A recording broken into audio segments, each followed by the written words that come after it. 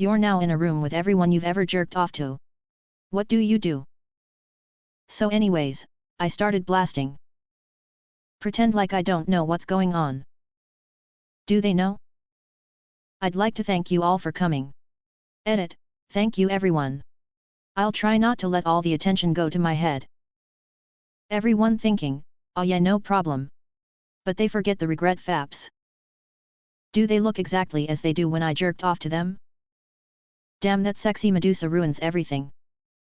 Start asking for autographs. Do the dudes that were involved in the porn show up? Like I'm jerking off to the girl, but there's usually a dick involved. I mean, I get to see fictional folks, so I'd check if I am high or something. Call the fire marshal. There's no room big enough to hold them all, so it's in violation of the fire code.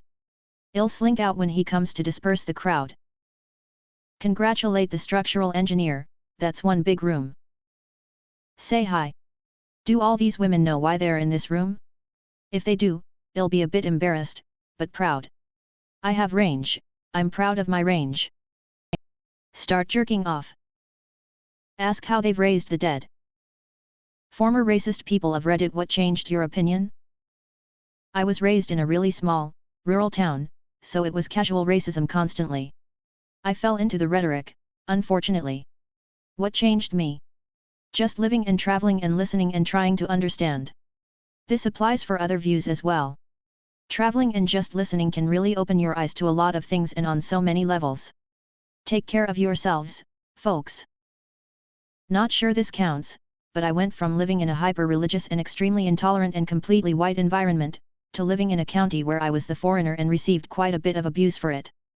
Swore I would never be that kind of person. I am a Hindu, and in India Hindus and Muslims have little bit of beef in between. There was a new student in class, Muslim, my bench mate was absent that day. Teacher made him sit on my bench with me and said no one will change their places, time passes, small talk, common interests, good friends. I grew up as one of the only white people in a predominantly black area. My parents drilled into me that they hate me just because I'm white and to fear them. And at the time they weren't necessarily wrong, because many of those kids were being told the same thing about me at home. I just learned from experience it isn't true. I made many friends that I still love dearly, and I wish neither of us had this mindset drilled into us. In grade 5, I learned about the Holocaust and saw a film showing how a typical Jewish family experienced it from beginning to end. Let's just say the ending left me mortified. And through listening to how adults and even celebrities portray themselves in public, I started accepting the fact that all races have good and bad apples, but the bad apples need to own up to their bigotry and learn to live with one another. Enough excuses. Edit, thank you for the upvotes and awards. To give better context, I became more interested in social studies after grade 5 because I wanted to learn more about other cultures and races.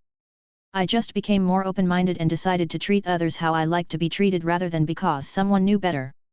Definitely was a work in progress and got corrected on a lot on racist remarks over the years. Still learning now, but I got a good family and friend group. Think I turned out all right. I know we all live in turbulent times, but please do take the time to take care of one another. We are all in this together, and I know we can all pull through. Humanity has survived up until now, right? Not me, but my dad's story. In the 1970s, my dad was in elementary school, said he had always thought African Americans were just different. So one day he's standing in line, and there was 2 African American brothers standing behind my dad. When my dad turns to the younger brother and calls him a racist term, I don't remember which one. The older brother turns to my dad, winds up and punches him straight in the face. He said he was bleeding, it hurt like hell, and he was crying, but ever since that day he knew they were just like everyone else because that's exactly what he would have done. As soon as I was old enough to realize all my favorite foods were not American. Eye-opening. My education growing up was fairly conservative and my neighborhood lacked diversity. When I went to college, I met a ton of people who were different from me but just as human. My uncle by marriage grew up with racist parents, but one day when he was 20, he fell asleep at the wheel after working a double shift and rolled off the side of the road into a ditch late one night. It was a country road in nowhere upstate New York, and the only other person on the road at the time was a Puerto Rican man also getting off work. Pulled him from the car and drove to the nearest gas station to use the payphone, way before cell phones existed. My uncle survived thanks to that man. His car caught fire shortly after. My uncle was so touched by this man's kindness he vowed to help the man as much as could. Until my uncle's death from cancer in 2013 they remained friends. I remember hearing the story during Thanksgiving one year when I was younger and not really understanding what racism was. I grew up in a family that was extremely racist towards African Americans. Especially they would always rant about how AA customers at their jobs are always rude and too lazy to clean up after themselves. After I got a job myself, I realized that it seems like every races are the same. Some are rude. Some are lazy. Most people are nice regardless of the color of their skin. I just find it unfair how my parents specifically targeted AA people. I've experienced just about the same amount of rudeness and laziness from the other races. I grew up in a town where other races were practically a theoretical concept. I then went to college and realized we are all just people and suck equally. Not strictly racist, but I held a fair amount of backwards views and was what I consider to be skeptical to a fault, which led to some negative preconceptions of people. It was all from misdirected fear and anger though.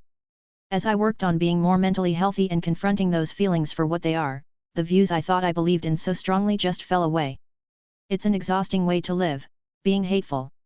It's extremely alienating, and that isolation just fuels your self-loathing, which is the root of the fear and anger. I can't say there was some altruistic moment of realization, I just sorta let it go. Grew up dirt poor with a single parent as a white kid in an area with a large black middle and upper middle class. Got bullied a lot in school for being poor. Had a teacher tell me once that she couldn't believe I didn't have reliable internet access at home because I was white. I literally thought the racial wealth gap was reversed and that the cause of this was public spending until I was like 16. Getting a ton of scholarships and then being able to move for college opened my eyes real quick. I don't think I was ever racist, but as a little kid I was scared of other races. Probably because they weren't very common in my life. It didn't come from a place of hatred though. But then I watched the first Pokemon movie and Meowth said something I've always remembered. We do have a lot in common. The same earth, the same air, the same sky. Maybe if we started looking at what's the same instead of what's different, well, who knows? And since that moment, I stopped being scared of other races. It's true as well, we should stop looking at what is different and start looking at what's the same. However, I will say that the differences in people, culture, so forth, is something to be celebrated as well. Edit, I greatly appreciate all of the comments, upvotes, and the awards. Thank you. I'm glad people can relate to Meowth's wisdom, as well as my messages about the world. All the best to you all. I'm Asian and lived in the poorer parts of town. I often got harassed and even beat up by black kids, often older kids, throughout late elementary and early middle school, so I had a pretty bad opinion of them growing up. Then I met a black kid who saw me playing Pokemon on my Game Boy and he enthusiastically asked me a bunch of questions like who my starter was and if I got to the Elite Four. I was wary of him at first, but he eventually became my best friend throughout middle school and some of high school. Later in high school he started to change. He hung around the bad crowd, they were all black IIRC, and he started to pretend like I didn't exist. I knew one of those dudes from my class and overheard him calling anime gay-ass Chinese cartoons. Otherwise I never had any encounters with them. I didn't talk to my friend again until senior year. He told me his old friends switched schools, got expelled or arrested. We just buried the hatchet and talked about anime and video games again like old times. What celebrity can just go to hell? Deleted. David Miscavige. Piece of shit R. Kelly. Epstein, Ghislaine Maxwell, and everyone who knew what they were doing. Jimmy Savile. Bryan Singer. The X-Men movies are okay, but he has 15 allegations of predatory child abuse. Gary Glitter can burn in hell with Jimmy Savile. Let's also throw in Prince Andrew for good measure. If being on TV qualifies, then Pat Robertson. What a disgusting human being. Wendy Williams. The pedos affiliated with Maxwell and Epstein. Whom have been sentenced for trafficking to nobody. Really? That R. Kelly prick. O.J. Simpson, guy literally wrote a book about how he killed 2 people and got away with it. The Doom guy. Danny Masterson. Andy Dick.